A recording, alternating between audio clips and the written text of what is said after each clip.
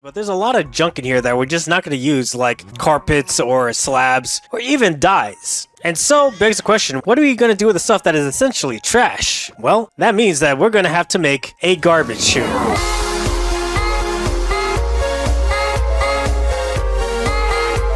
What up, my roomies, and welcome back to the technical guide to Minecraft. You might be hearing a little bit of an echo on my end, and that's mostly because I'm in the middle of moving. So all my stuff is kind of already packed, and that also includes all like the soundproofing and stuff in my thing. So please excuse the audio in advance. There's really nothing I can do about it, at least not yet. But back on topic, we're here back in the KiguCorp landfill, and you'll notice there's a bunch of choco boxes here. And that's mostly because over the time spent here, I've accumulated a lot of junk that I've kind of just put right here because I just didn't want to think about it. So for example, this was just full of just random stuff that I just won't really ever need. I mean, I'll probably be able to like save these.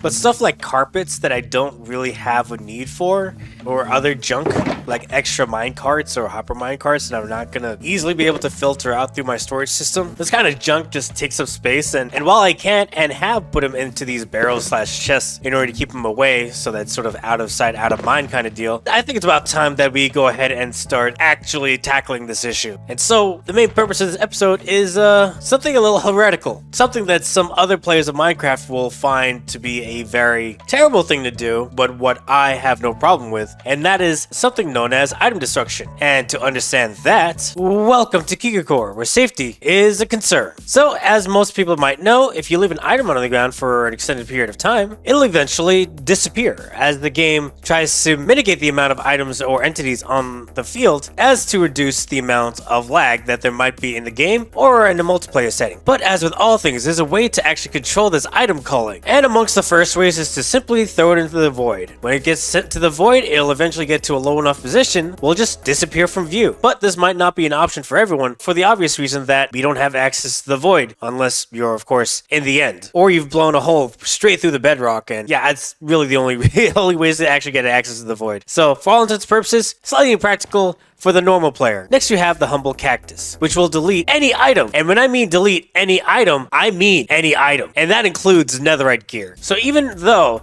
that netherite is immune to lava damage, it's not immune to the humble cactus. So when it comes to item culling, cactuses are really useful. But there's, of course, a catch. As we explained a couple episodes ago, the problem with cactuses is that if there's a block next to it, it'll just cull itself. And this extends to the base cactus. So if you try putting a block here, it'll also delete itself. So in terms of practicality, even though it does delete any items on the board, the problem becomes building around the cactus itself, because the cactus is a little finicky when it comes to actually creating builds for it to be useful in this way. And lastly comes the good old-fashioned lava. Now, as we explained before, netherite is immune to lava, so it'll just kind of just stay there. And for us, since netherite is really, really rare, it's probably for the best that lava doesn't just instantly delete it. But when it comes to other items, it'll just delete them, no problem. And so for this case, we're going to be using lava to create a garbage disposal system for all the junk that we have back on the landfill. But as with all the other things, the question then becomes, how do we automate this? How do we automate deleting junk and other stuff? So by now, you've probably already recognized this, but we first use this back on the Warden farm. When an observer faces each other, it'll notice that one is changing, which will then cause the other to change, and it'll keep repeating really quickly until either the observer gets deleted or the piston gets down. So if we just power the sticky piston, you'll notice that there's no blocks that's playing in a really rapid way.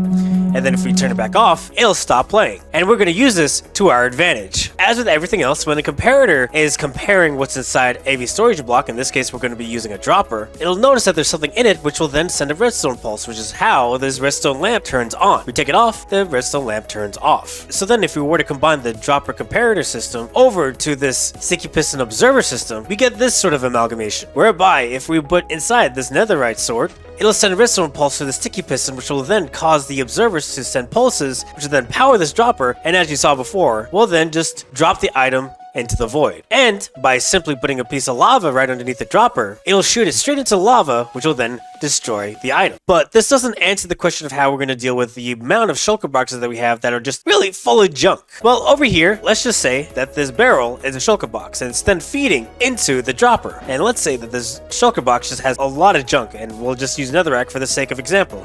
Over time, this barrel is going to run out. And then when it finally finishes, because the barrel is now empty, the whole system will then stop. And And you might think that this is the entire solution, but it isn't. So the problem is that when you try to retrieve the shulker box, when you do so, it'll instantly get sucked into the hopper, which then goes into this barrel. As you can imagine, it becomes very problematic if the other side of this thing is a dropper. The dropper that'll then destroy whatever item is in it. In this case, the shulker box that we just deleted. So how are we going to fix this? And this is where this system comes into play. See, when a hopper gets powered, it'll lock, which will then mean it doesn't suck up anything. And, of course, when a piston gets powered, it'll extend itself. Now, the interesting thing about a shulker-piston interaction is that when a piston gets powered and pushes into a shulker box, it'll break it back into an item. And because the hopper is also locked, this will then create a sort of safety switch and retrieve their shulker without any fear of being deleted. This is the same system we used for the nether storage system in order to safely retrieve the shulker boxes back to the user. And so when you combine this contraption with this contraption, you get this. So let's put in the shulker box and just fill it up with a stack of junk. In this case, we're going to be using oak logs. And just watch as this whole system begins to empty out the shulker box so that we don't have to deal with junk anymore. And so the shulker box is now empty and it's ready for retrieval by the user. So all we gotta do now is flip this switch and we get the shulker box back. It's really all that simple. If you want to play around with this, it's going to be a schematic and a world download in the description below. And with that in mind, let's head back to the technical guide world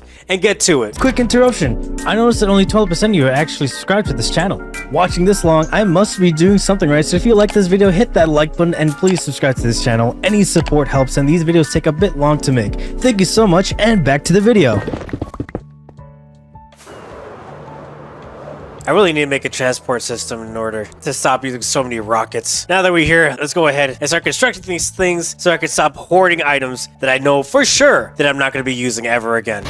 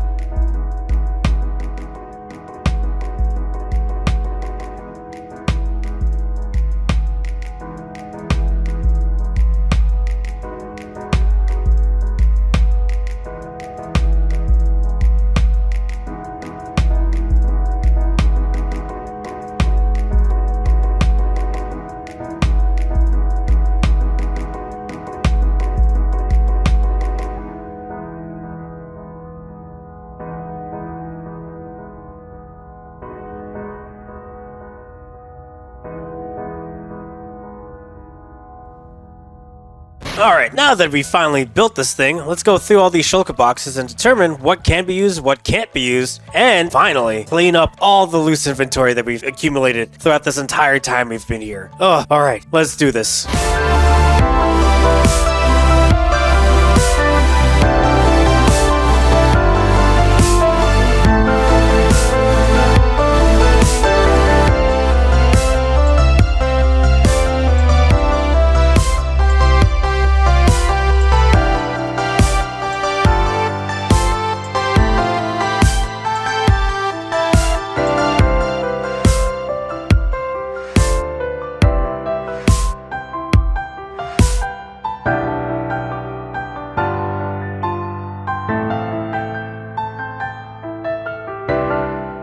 Okay, now that we've finally gotten rid of all that junk, I'd noticed that during this entire time when I was going back and forth because I had some raw iron and some raw gold and copper, that this place is very dark.